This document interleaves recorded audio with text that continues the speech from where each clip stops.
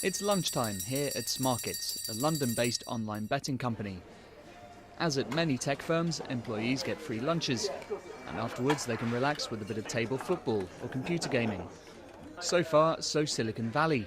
But the company has another perk that's yet to become as widespread, something called radical salary transparency. This is the page where everyone at Smarkets can see what everyone else at Smarkets is earning. Not only is everyone's salary listed on this internal webpage, but every 6 months staff can ask for a raise of, in theory, whatever they like. They discuss this with their colleagues who advise them on whether or not to go ahead with the request. We do have many examples of an employee asking for a very, very high increase, and then during the course of the discussion, the back and forth with the different members of the company and the salary committee, that number, that percentage will actually voluntarily decrease.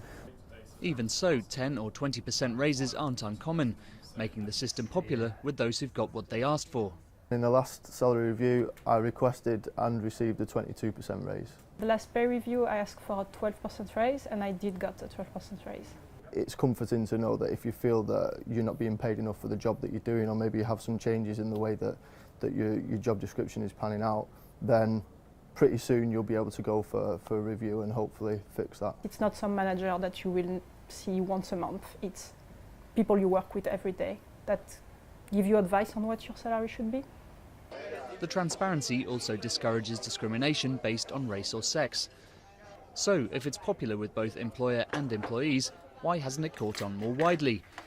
One reason suggested is that managers can have more insight into employees' value than colleagues do. It is also possible in other settings that different workers actually deserve to earn differently because they contribute differently to the firm. But it is not as easy to justify this to everybody in the firm. Also, while the system works well in companies that can afford raises, it could increase tensions in firms where budgets and salaries are under pressure. Either way, it's likely to be some time yet before most people score the perk of setting their own salaries.